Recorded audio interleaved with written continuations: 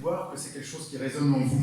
Parole de Coëlette, fils de David, roi de Jérusalem. Futilité complète, dit Coëlette, futilité complète. Tout n'est que futilité. Et vous vous rappelez de cette parole que vous avez déjà entendue, qui est une autre traduction qui dit « Vanité des vanités, tout est vanité ». Je vais m'arrêter là déjà dans un premier temps. Parce que ce passage, il vient nous plomber la plupart du temps. Et la plupart du temps, quand on nous parle de l'Ecclésiaste, on n'a pas trop envie de le lire. Et il nous est souvent présenté comme un livre un peu dépressif, un peu de quelqu'un qui a complètement perdu le courage en tout. Or, la fin du livre de l'Ecclésiaste finit par le fait de l'Ecclésiaste qui dit « Les paroles de l'Ecclésiaste sont des paroles qui font du bien ». Alors, je ne sais pas, pour ceux qui connaissent un peu l'Ecclésiaste, vous vous rappelez de ces paroles en disant « Mais à quoi ça sert de travailler ? Puisque que ce que tu travailles ou que tu ne travailles pas, de toute façon, tu vas mourir. À quoi ça sert de travailler ? Puisque de toute façon, même si tu fais bien ton travail, quelqu'un d'autre viendra derrière toi, qui n'a rien fait et qui lui récoltera, et va prendre le bien de ton travail. À quoi ça sert d'être un homme bon ? Puisque que ce soit les bons ou les méchants, de toute façon, tous finissent de la même manière. Tout cela est vanité des vanités. À quoi ça sert de pouvoir se réjouir des choses qui sont autour de nous ? Vous vous rappelez aussi de ces paroles de l'Ecclésiaste que l'on connaît bien, qui sont « il y a un temps pour tout, un temps pour être heureux, un temps pour être malheureux ». Alors nous, dans l'Église, on aimerait prêcher qu'il y a un temps que pour être heureux. Mais l'Ecclésiaste nous dit « ben non, il y a aussi un temps pour être malheureux ». Alors nous, on dit « on prêche, il faut aimer ». L'Ecclésiaste nous dit « il y a un temps pour aimer, un temps pour haïr ». Ah, c'est pas possible. Alors on fait une petite lecture paulinienne derrière, histoire de dire « l'Ecclésiaste s'est trompé quand même, il ne peut pas nous avoir dit ça ». Ou bien on dit « ben voilà ». L'Ecclésiaste, c'est simplement Salomon qui, au summum, à la fin de sa vie, écrit, et comme il a reçu la sagesse de Dieu, mais qu'il a réintroduit l'idolâtrie en Israël, eh ben, il n'a plus rien compris, il est seul, il est vide. Une vision assez classique, mais qui ne corrobore pas du tout la fin de l'Ecclésiaste, des paroles qui font du bien.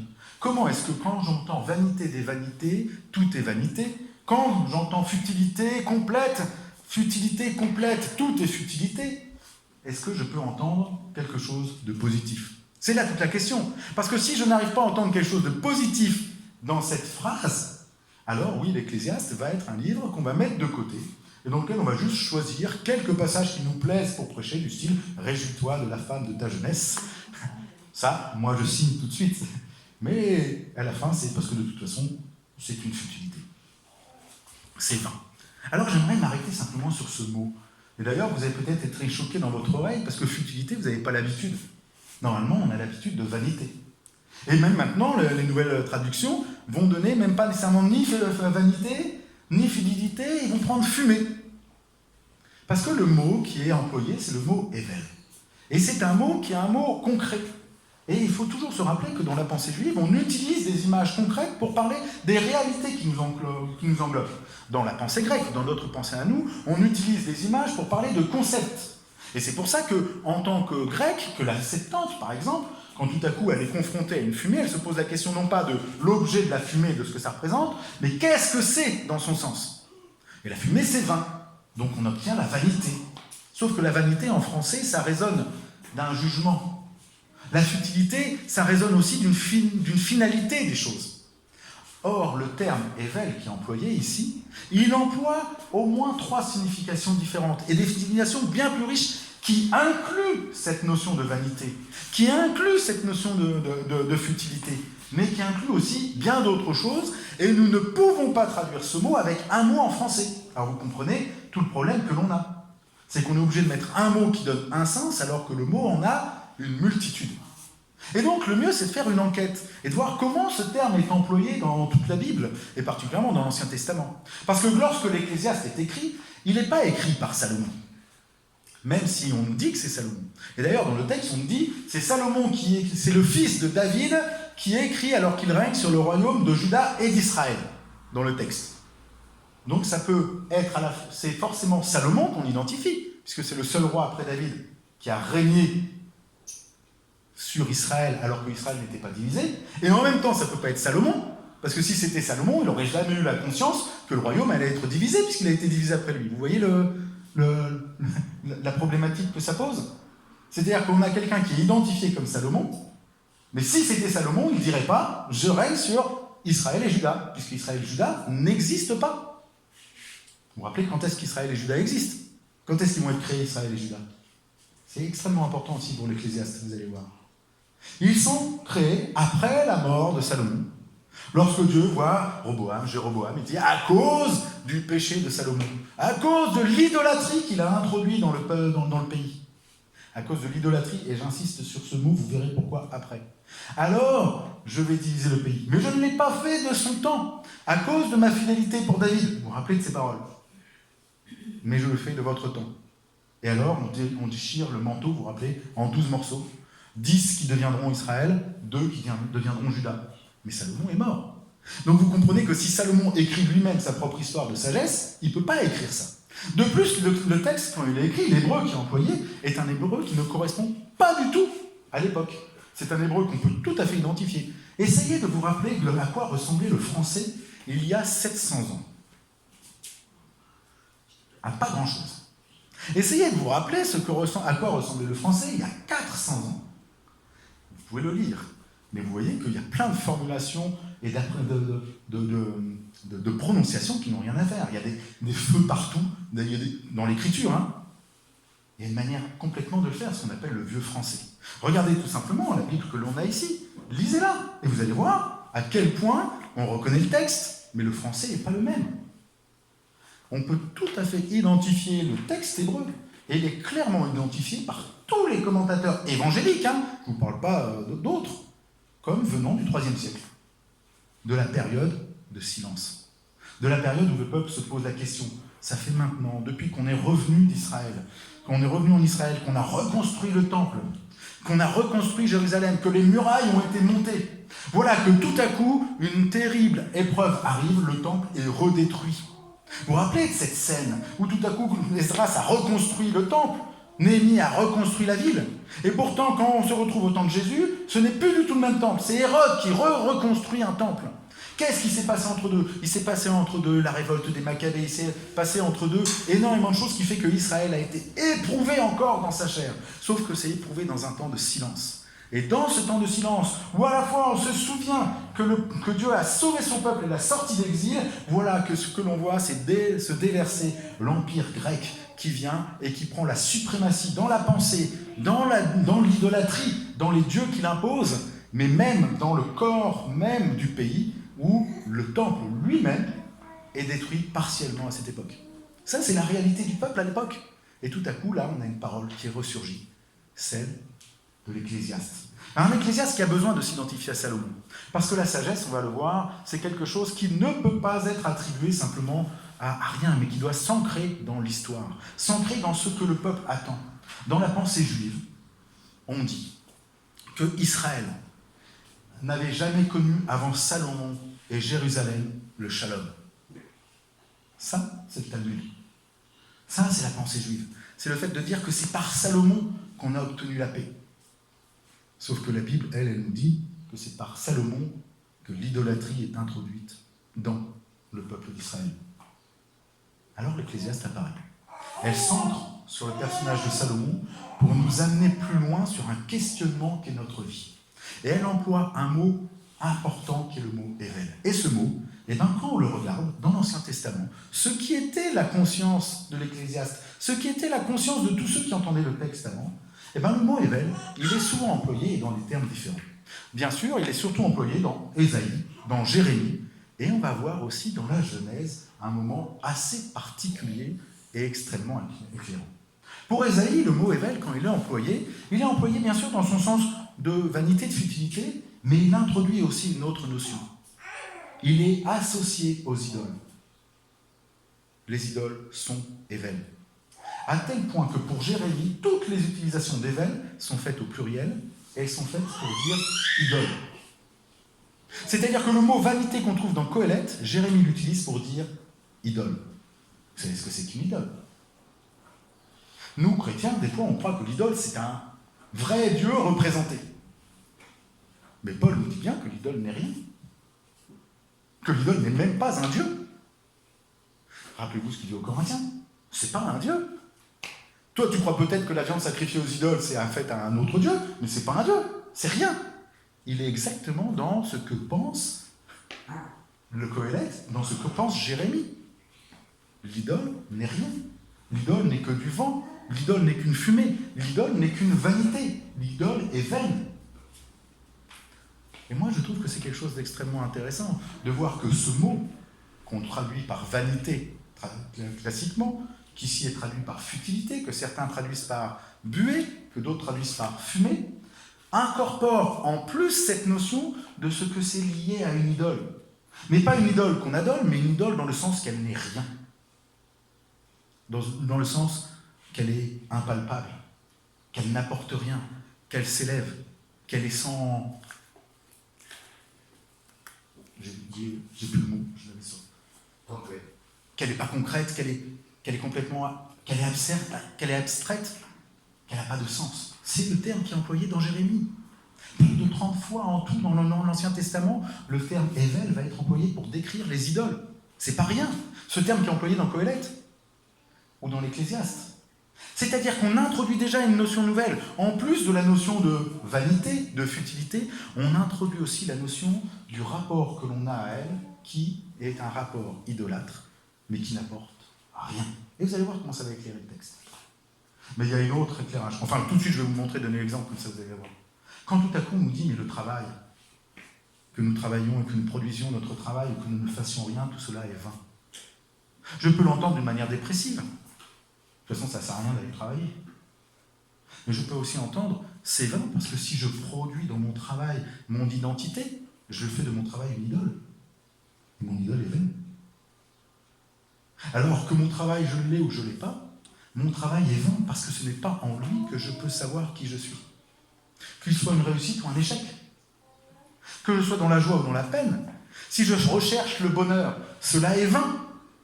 Parce que si ce que je recherche, c'est le bonheur, c'est-à-dire que c'est le bonheur qui devient mon Dieu ou mon idole. Or, l'idole est vaine. Et vous voyez que tout à coup, de mettre et d'introduire cette notion de l'idole dans ce mot vain, dans ce mot vanité, dans ce mot futilité, dans ce mot buée, dans ce mot fumée, je vous emploie tous les mots parce que selon une traduction vous allez voir cela, d'introduire qu'en réalité on introduit le fait que, mais si je m'attache à quelque chose, en réalité cela est vain parce que c'est une idole, ça veut dire que tout à coup mon cœur va s'attacher à autre chose. Et c'est toute la dynamique de l'Ecclésiaste, de nous montrer que notre cœur, par filigrane, n'est pas attaché ni au travail, dans sa réalisation ou pas, ni dans le pouvoir, ni dans la joie, ni dans mon épouse, ni dans autre chose, mais elle se base sur une autre joie qui, elle, est en Dieu. Dieu qui va être employé dans le Qoéleth, vous savez combien de fois? Sur les 222 versets. Parce que Qoéleth, on pense toujours à, ou l'Ecclésiaste, à un écrit qui est un peu dépressif, un peu qui va pas bien, un écrit qui ne parle pas de Dieu. Entre 30 et 40 fois, selon les commentateurs, sur 222 versets. C'est énorme. 1/5 des versets. 1/5 des versets nous parlent de Dieu. Mais le but de Qoéleth, ce n'est pas de nous parler de Dieu, c'est de montrer que Dieu est en filigrane derrière. Et c'est là la troisième utilisation de ce mot. Parce que dans la Genèse, ce mot éveil, il est utilisé. Vous l'avez déjà entendu et vous connaissez son histoire. Et si vous prenez Néher, c'est un commentateur juif qui écrit l'histoire du peuple d'Israël. D'ailleurs, je vous encourage à lire cette histoire du peuple d'Israël de Néher, des deux frères Néher. Et bien Néher, il dit que le mot qui est employé ici, en réalité, ce n'est pas une action, ce n'est pas un objet, c'est une personne. Le Ével, ce que nous on appelle une fumée, ce que nous on appelle une brume, ce que une vapeur, ce que nous on appelle une futilité, ce que nous on appelle une vanité, Néher et plusieurs commentateurs juifs nous disent ce n'est pas ça, c'est une personne. C'est personnifié. Parce qu'il s'appuie sur le texte de la Genèse, où ce mot on le retrouve. Mais non pas pour nous décrire quelque chose, mais pour nous parler de quelqu'un. Et au tout début de la Genèse. Et vous vous rappelez que dans la pensée juive, et même dans notre pensée, quand vous lisez un texte biblique, la première utilisation de quelque chose, souvent nous donne l'orientation pour comprendre la chose. La première fois où on voit Jésus apparaître, les premières paroles sont importantes. Elles nous disent quelque chose de Jésus-Christ. La première fois que le mot « éveil » va être employé, c'est pour nous parler de Abel. Parce que Abel, c'est Ével. La vocalisation, c'est nous qui l'avons inventée. Elle n'existe pas dans le texte hébreu. C'est les massorettes qui vont faire des petits traits en dessous pour juste prononcer. Mais c'est exactement le même mot. C'est-à-dire que quand on dit HVL, si vous préférez, et je ne parle pas de vêtements, hein, d'accord, ou autre chose. Non, c'est BHL. Non, ou je ne sais plus. Bref, je fais une confusion là-dessus. Quand on entend et quand on lit le mot Evel, HVL, il n'y a pas de voyelle en dessous. On voit Abel. Et Abel, si vous regardez son histoire, c'est l'histoire de l'Ecclésiaste. Vous vous rappelez de son histoire d'Abel? Moi, je trouve que c'est une des histoires les plus terribles, mais peut-être aussi une des histoires les plus belles que l'on ait dans la Bible. Les plus terribles. On a un homme qui fait une offrande qui est agréée par Dieu. Et dans l'Épître aux Hébreux, on va même nous dire que Abel était juste. C'est quand même énorme aux yeux de Dieu. Et quel est le fruit et la récompense du fait qu'il est juste aux yeux de Dieu, Abel? Hein? Il meurt. Il est tué. La plus profonde des injustices qui peut exister dans notre monde. Particulièrement pour nous chrétiens ou pour nous juifs, c'est pas possible. Si j'aime Dieu, si je suis en relation avec lui, si je suis à cœur avec lui, si Dieu agrée ce que je fais, quick, je meurs. Je ne vais pas prêcher que être dans le cœur de Dieu, c'est mourir, hein, d'accord? Je ne le souhaite pas pour aucun d'entre vous, ni pour moi. Mais la réalité d'Abel, et le texte biblique commence comme ça. Le premier qui est selon le cœur de Dieu, après la chute, c'est pas Adam, c'est pas Ève, c'est pas Enoch qui va être enlevé au ciel. C'est Abel, le premier qui trouve l'agrément, qui est agréé par Dieu. C'est celui qu'on appelle fumée. C'est celui qu'on appelle vanité, c'est celui qu'on appelle futilité.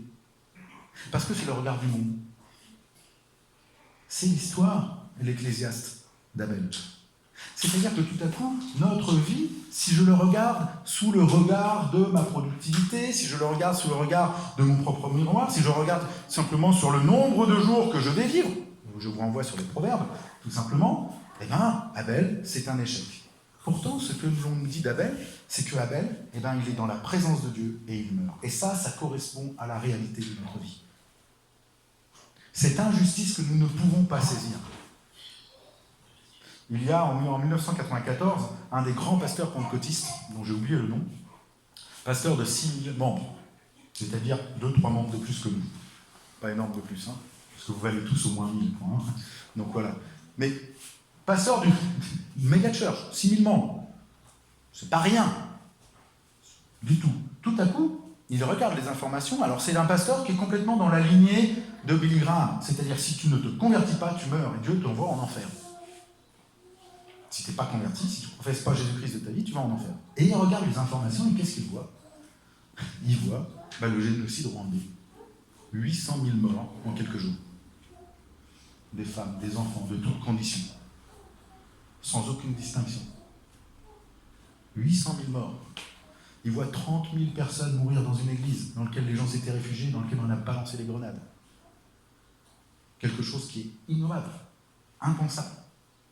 Et là, il se dit, comment Dieu peut-il être juste et faire que ces gens qui n'ont pas entendu l'évangile, qui avaient déjà une vie de misère, en plus aillent en enfer?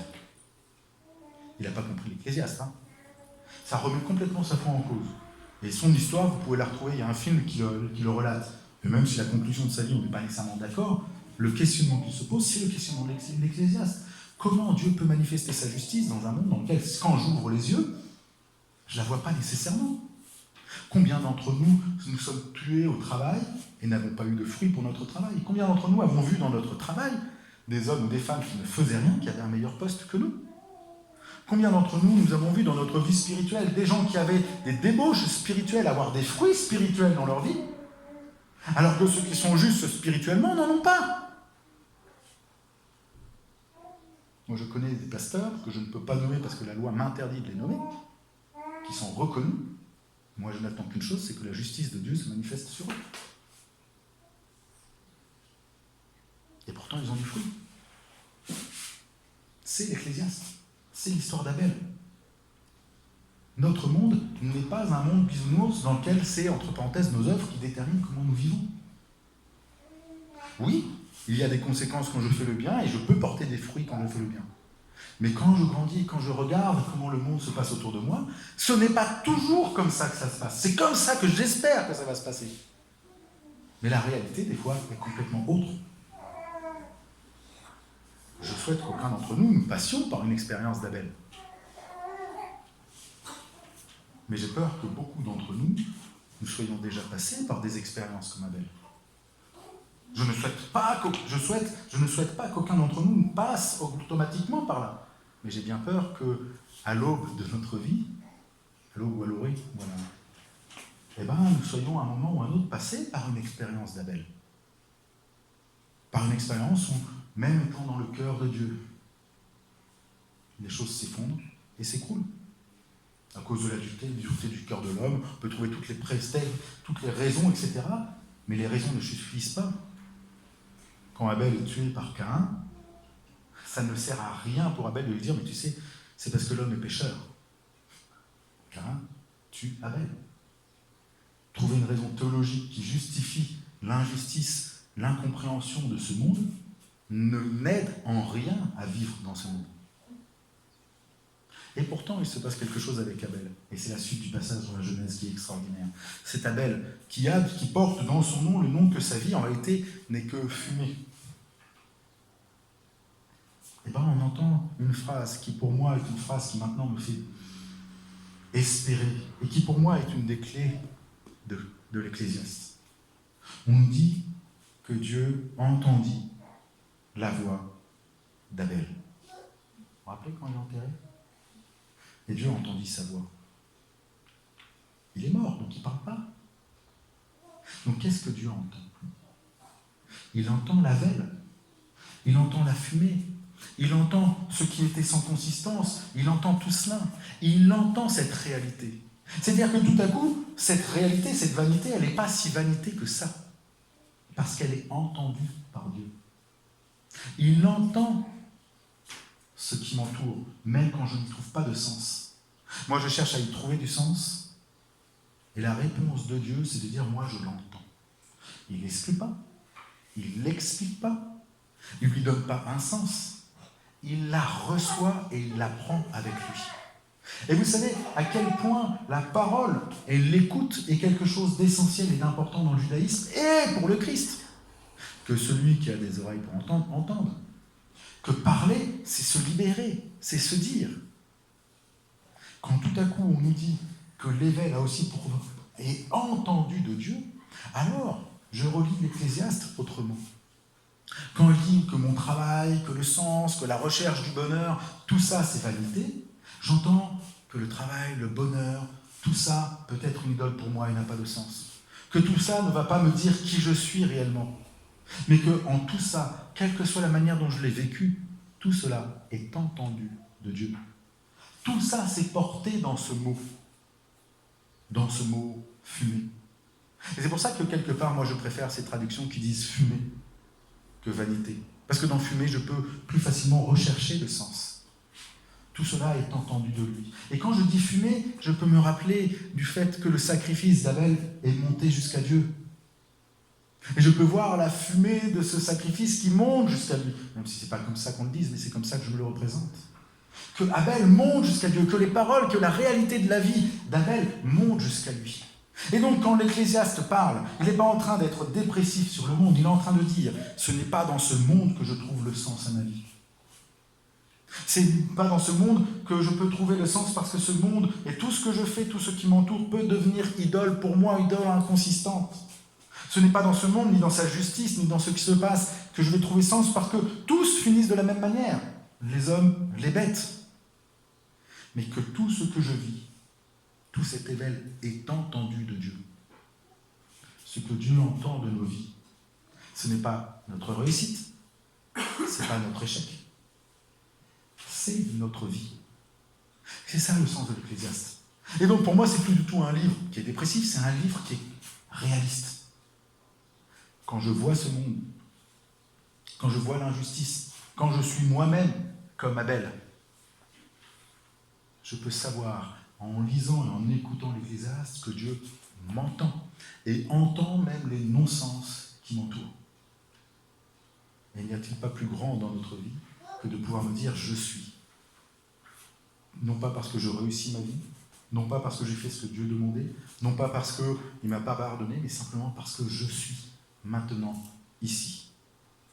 Mais je vais m'arrêter là parce que ça sera pour la prochaine fois, sinon là je vais aller plus loin. Et c'est exactement la dynamique dans laquelle l'Ecclésiaste va aller. Et donc, on attaque la fin du chapitre 2 la semaine prochaine. Ça vous va? Pour voir justement comment cet éveil s'ancre dans nos vies. Alors, je vais vous inviter à un moment de silence.